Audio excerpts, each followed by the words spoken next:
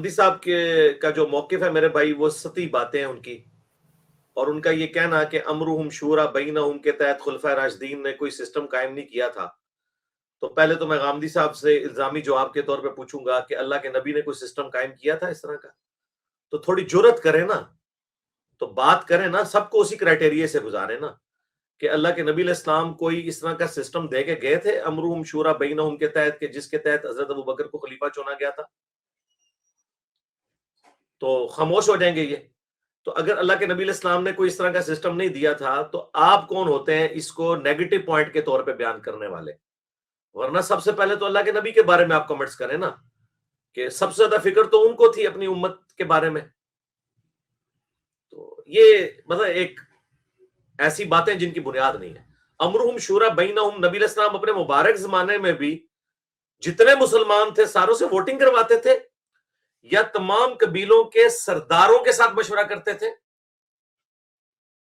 سورہ توبہ میں دیکھ لیں، اللہ تعالیٰ نے فرمایا اینڈ پہ جا کے کہ یہ تو ہو نہیں سکتا کہ تمام قبیلے کے لوگ ہی جا کے علم حاصل کریں، چاہیے کہ چند ایک لوگ مخصوص ہوں جو علم حاصل کریں، وہ آ کے اپنے قبیلوں میں اسے سکھائیں. بخاری مسلم میں درجنوں احادیث ہیں کہ نبی علیہ السلام پہ جب کوئی قبیلہ ایمان لے کر آتا تھا تو آپ ایک فوکل پرسن مقرر کرتے تھے، ان کا سردار، اس سے مشورہ کیا جاتا تھا، اور وہ مشورہ پورے قبیلے سے مشورہ شمار ہوتا تھا. یہ قبائلی سسٹم تھا، امرہم شورا بینہم ہوتا تھا، قبائلی سسٹم تھا. اب سیدنا علی یا سیدنا عباس بن عبد المطلب یہ بنو ہاشم کے ریپریزنٹیٹو تھے، حضرت عثمان جو ہیں وہ بنو امیہ کے ریپریزنٹیٹو تھے، تو اس کا مطلب پورا ایک قبیلہ ہوتا تھا. یہ تو بات ہی غلط ہے کہ امرہم شورا بینہم نہیں تھا. اور پھر کرائٹیریا تو ایک رکھے نا سب کے لیے. حضرت معاویہ کی وہ جھوٹی تعریفیں کرتے ہیں، ٹھیک ہے، ادھر پاکستان میں جو ڈکٹیٹرشپ ہے اس کے خلاف ماشاءاللہ دلیری سے بولتے ہیں. جو اس امت میں سب سے بڑا ڈکٹیٹر گزرا ہے اس کے بارے میں کہتے ہیں اس نے بڑا امت کے اوپر احسان کیا. تو مجھے بتائیں مشرف کا کیا قصور ہے جس سے غامدی صاحب اتنے ناراض تھے کہ اس کے بارے میں انہوں نے ٹی وی چینل کے اوپر کہہ دیا تھا کہ جب مشرف نے ماشاء اللہ لگایا تھا تو سب آرڈینیٹس کو چاہیے تھا اس بندوق کو اس کے اوپر کر لیتے کہ تو ہمیں آئین کے خلاف چلا رہے ہیں. تو یہ قانون حضرت معاویہ کے اوپر کیوں نہیں لگتا کہ جب انہوں نے خلیفہ راشد کے خلاف بغاوت کی اور یہ کہنا جی اسٹیبلش نہیں ہوئی تھی، تو ہم پوچھتے ہیں کہ حضرت عثمان غنی جس ٹائی کے بعد خلیفہ بنے تھے، جو بخاری میں آتا ہے، جو 6 رکنی کمیٹی تھی حضرت عمر نے بنائی تھی، اینڈ پہ حضرت عثمان اور علی بچے تھے، ان دونوں میں سے حضرت عثمان کو سلیکٹ کیا گیا تھا. تو اگر حضرت معاویہ اس قابل تھے تو اس 6 رکنی کمیٹی میں کیوں نہیں تھے؟ ٹائی ان دونوں میں کیوں آگے پڑی اینڈ پہ؟ حضرت طلحہ، زبیر، سعد بن ابی وقاص، عبد الرحمن بن عوف باہر نکل گئے تھے. جب ٹائی 2 میں پڑی تھی تو اس کا مطلب تھا کہ دونوں میں سے جب ایک چنا گیا تو دوسرا جب فوت ہو جائے گا تو اس کے بعد جو دوسرا بچا ہے وہ سب سے سوٹیبل پرسنالٹی تھا. تو امرہم شورا بینہم تو ہوا تھا. یہ کون سی بات کرنے والی بات ہے؟ اور باقی احادیث کا وہ رد کرتے جا رہے ہیں، ان کو وہ کوئی احادیث نظر نہیں آ رہی، اور دوسری طرف جھوٹی تاریخی روایتوں کو لے رہے ہیں. تو تاریخی روایتوں پہ اگر جانا ہے میرے بھائی تو حضرت معاویہ کے حق میں اگر ایک تاریخی روایت ہے تو ان کے تو خلاف 1000 تاریخی روایتیں ہیں، تو پھر ہم لے آئیں گے، تو اس کا اینڈ تو کوئی نہیں ہوگا. تو بہتر یہ ہے کہ احادیث کی بنیاد کے اوپر فیصلہ کریں کہ صحابہ کرام رضوان کا کیا موقف تھا. اس دور کے سارے واقعات احادیث کے اندر صحیح سند سے بخاری مسلم میں رپورٹ ہوئے ہیں. میں نے کربلا والا ریسرچ پیپر لکھا ہے الحمدللہ، اس کے اندر ہر چیز کلیئر ہے.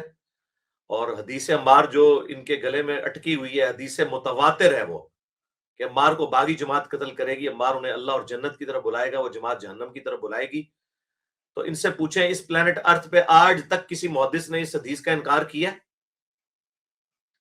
سنی شیعہ کسی نے؟ بڑے بڑے چیمپئن ناسبی گزرے ہیں، ان میں سے بھی کسی نے جرت نہیں کی ہے. ہمیشہ حضرت علی کو انہوں نے حق میں مانا، حضرت معاویہ کی اجتہادی خطا کہہ دی کسی نے، اور کسی نے کہا کہ نہیں ہٹ درمی پہ مبنی تھی، لیکن کسی نے یہ جرت نہیں کی کہ حضرت معاویہ کو ٹھیک کہیں. تو پھر معاملات کہاں سے کہاں پر؟ کسی اصول کے اوپر تو کھڑے ہونا. کیا اصول بنایا ہے؟ ٹھیک ہے، پھر یہ ہمیں کہتے ہیں جی صحابہ کے پیچھے قرآن کھڑا ہوا ہے. بھئی صحابہ، جن صحابہ کے پیچھے قرآن کھڑا ہے وہ صحابہ کون سے ہیں؟ قرآن تو کہہ رہا ہے 3 طرح کے صحابہ ہیں. سورہ توبہ کی آیت نمبر 100، سابقون الاولون من المہاجرین والانصار، سبقت لے گئے شروع میں جو ایمان لے آئے مہاجرین و انصار، اور جنہوں نے احسان سے ان کی پیروی کی، رضی اللہ عنہم ورضوا عنہ، ان سے اللہ راضی ہوا ہے۔ اور یہ بھی ایک جنرل رول کے طور پر ایکسیپشن ہے۔ سابقون الاولون میں ہجرت حبشہ جو ہجرت مدینہ سے بھی پہلے ہوئی تھی، حضرت ام حبیبہ کا خامن تھا عبید اللہ، وہ وہاں جا کے مرتد ہو کے عیسائی ہو کے مرا، تو آپ اس کو بھی رضی اللہ عنہ کہیں گے قرآن کے تحت؟ تو کہیں گے نہیں، ایکسیپشن ہے۔ دوسرا آیا سورہ توبہ کی اس سے اگلی آیت میں کہ مدینہ اور ارد گرد پکے منافق ہیں نبی، جن کو تم بھی نہیں جانتے، اللہ ان کو جانتا ہے، لیکن ہے حضور کے ساتھیوں میں، نمازیں بھی پڑھتے تھے۔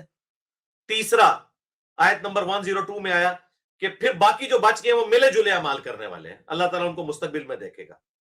تو قرآن میں نبی علیہ السلام کے ساتھیوں کی 3 کیٹیگریز بتائی گئی ہیں، پکے مومن، پکے منافق اور ملے جلے اعمال کرنے والے۔ آپ مجھے بتائیں کہ صحابہ کرام کون سے صحابہ کس کیٹیگری میں فال کرتے ہیں، یہ ہمیں کہاں سے پتا چلے گا؟ بخاری مسلم سے پتا چلے گا۔ تو جدھر جدھر جو فٹ ہے وہ سب کو پتا ہے۔ تو اس طریقے سے کسی کی غلطیوں پہ پردہ ڈالنے سے کچھ نہیں ہونا۔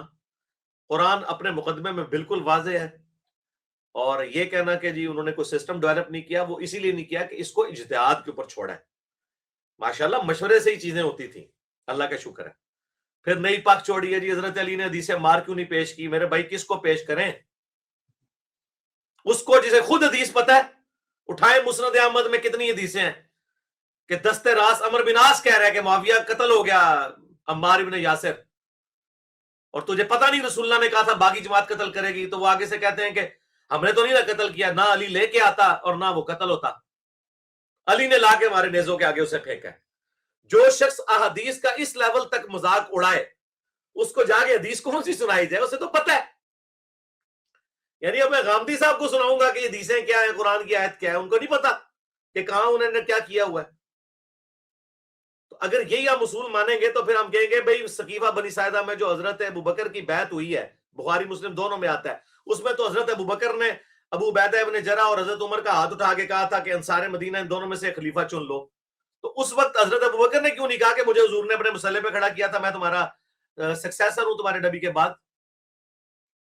ان تو نہیں پیش کیا، یہ تو حضرت عمر نے ان کو آگے کیا۔ تو چھوڑ دیں میرے بھائی، بات کہاں سے کہاں جائے گی، کسی ایک اصول کے اوپر کھڑے ہوں۔ میرا خیال ہے غامدی صاحب نے جتنی عزت کمائی تھی نا اپنی علمی گفتگو سے، مجھے ان کے بہت قریبی لوگ جو 20-25 سال سے ان کے ساتھ اٹیچ ہیں، انہوں نے مجھے کہا ہے کہ غامدی صاحب اتنی کمزور گراؤنڈ کے اوپر نظر آئے ہیں اپنے ان یعنی جو انہوں نے فلسفی گھڑی ہے اس کے اوپر، کہ اس سے پہلے کبھی اتنے کمزور نظر نہیں آئے تھے، نہ کوئی آیت نہ کوئی حدیث، اپنی مرضی کی چیزیں۔ بھئی کسی گراؤنڈ پہ تو کھڑے ہو نا، ایک اصول طے کریں تو پھر ہم دیکھیں کہ احمد معاویہ کا سٹیٹس ان کو بتاتے ہیں۔ آج ایک قرآن پہ آئے تو بتائیں کہ ان کے اعمال قرآن والے تھے؟ ان کے اعمال ظاہر ہے حدیثوں میں رپورٹ ہوئے ہیں، تاریخ کو تو چلے جھٹلا دیں گے۔ جو بخاری مسلم میں ان کے اعمال آئے ہیں کہ وہ اپنے دور خلافت میں کیا، دور ملوکیت میں کیا کچھ کرتے رہے ہیں، اور یہ سنیوں کی کتابیں ہیں، تو بتائیں یہ سابقون الاولون والے اعمال ہیں؟ پھر ہم حضرت علی کا بھی کریکٹر بتائیں گے۔ تو کسی گراؤنڈ پہ تو کھڑے ہو نا، قرآن پہ آنے تو آ جائیں۔ قرآن میں تو ویسے ہی پتہ صاف ہے، سابقون الاولون یہ ہے ہی نہیں ہے، ملے جلے اعمال کرنے والے ہیں۔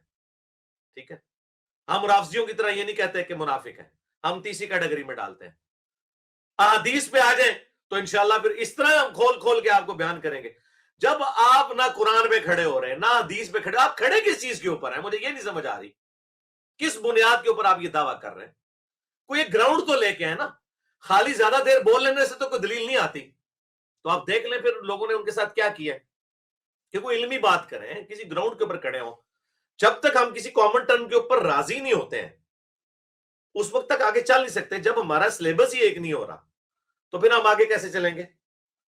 اسی بخاری مسلم سے آپ جو ہے وہ اپنی مطلب کی روایتیں لے ہیں، جب ہم اسی بخاری مسلم سے انہی اسناد کے اوپر جو ہے وہ امیر شام کے بارے میں بات کریں تو آپ کہیں میں حدیثوں کو نہیں مانتا۔ تو سر چھوڑ دیں حدیثوں کو۔ میری تو ویڈیو حدیث عمار سے کیوں بھاگتے ہو، یہ میری ویڈیو دیکھیں، میں نے ان کے 14 طبق روشن کیے کہ آ جاؤ قرآن پہ۔ قرآن بتا رہا ہے کہ کس کا ایمان کس لیول کا ہے، کون ملے جلے عمال کرنے والا ہے، کون منافق ہے، اور کون سبقت لے گیا ہے۔ یہ کون لوگ ہیں، یہ کس موقع پہ آ کے مسلمان ہوئے ہیں؟ جب اسلام کی جیت ہو چکی تھی۔ تاریخ بھی یہی کہتی ہے، احادیث بھی یہی کہتی ہیں۔ تو ان لوگوں کا سٹیٹس قرآن میں کیا ہے؟ پھر ہمیں کہیں گے کل وعد اللہ الحسنى، بھائی کس کے ساتھ اللہ نے حسنہ وعدہ کیا ہے؟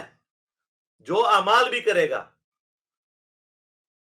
سورہ الفتح کی آخری آیت ہے 29 نمبر، محمد رسول اللہ والذین معہ اشداء علی الکفار رحماء بینہم. صحابہ کی اللہ نے تعریف کی ہے، اور یہ کن صحابہ کی؟ صلح حدیبیہ والے. یہ اس موقع پہ آیات نازل ہوئی ہیں سورہ فتح، انا فتحنا لک فتحا مبینا. اللہ نے کہا میں راضی ہو گیا ان سے، لیکن اس کے اینڈ میں بھی اللہ تعالیٰ نے فرمایا منہم مغفرۃ و اجر عظیما، ان میں سے بھی مغفرت اور اجر عظیم ان کے لیے جو نیک اعمال کے اوپر ثابت قدم رہیں گے. ایسے لوگ موجود ہیں جو کہ میں بتا رہا ہوں سابقون اولون، ہجرت حبشہ کا صحابی جو ہے مرتد ہو کے مرا ہے، عبید اللہ ام حبیبہ کا خاوند، ام المومنین کا سابقہ خاوند، حضرت معاویہ کی بہن تھی ام حبیبہ. تو یہ کس کو لے کے بیٹھے ہوئے میرے بھائی؟ کاتب وہی بخاری مسلم میں آتا ہے مرتد ہو گیا تھا، زمین میں دفناتے تھے، قبول نہیں کرتے تھے. تو کاتب وہی ہونا بھی اس وقت فضیلت ہوگی جب آپ کے مال بھی ٹھیک ہوں گے. تو یہ میں اس کے اوپر میرا اتنا کچھ میں بول چکا ہوں، میں نے احادیث لکھ دی ہیں. غامدی صاحب کسی گراؤنڈ پہ نہیں کھڑے، نہ قرآن پہ ہم سے بات کر سکتے ہیں، نہ احادیث. تو خیر انہوں نے خود ہی اعلان کر دیا کہ احادیث ہمارے خلاف ہیں. ٹھیک ہے، جب متواتر احادیث کا انکار کر رہے ہیں تو تھوڑا سی جرت کر کے کہیں کہ انجینئر صاحب وہ موقع بیان کر رہے ہیں جو بخاری مسلم کا ہے، تاکہ پھر ہم لوگوں کو بتائیں کہ بخاری مسلم کس کے امام ہے، اور یہ بتائیں کہ یہ کس کا موقع بیان کر رہے ہیں.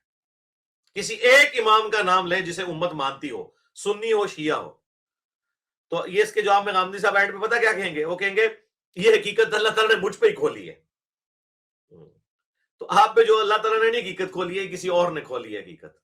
اللہ نے کھولی ہوتی تو کتاب و سنت کی روشنی میں آپ اپنا موقف رکھتے ہیں. مجھے کئی لوگوں نے کہا جواب دو، اور جواب تو اس بات کا دیں کوئی بات ہوئی بھی ہو. ایک بندہ ستی باتیں کر کے بغیر ریفرنس کے بیان کر کے چلا جائے، اس کا میں کیا جواب دوں؟ وہ کوئی آیت لائے، کوئی حدیث لائے جس کا میں جواب دوں. ٹھیک ہے، امرهم شورا بینہم کہیں نہیں، جن کو پتا کہ اس کا مطلب قبائلی سسٹم میں کیا ہوتا ہے کہ ووٹنگ ڈلوانی ہوتی ہے، یہ صرف قبیلوں کے سرداروں کو پوچھنا ہوتا ہے. تو یہ چھوڑ دیں، ان لوگوں کسی گراؤنڈ پہ نہیں کھڑے. اور ہمارا اصول ہے کہ جو بندہ کسی گراؤنڈ پہ نہ کھڑا ہو آپ اس کے ساتھ بات کر ہی نہیں سکتے. اس کے لیے قرآن میں حکم ہے وَإِذَا خَاطَبَهُمُ الْجَاهِلُونَ قَالُوا سَلَامًا. ٹھیک ہو گیا جی.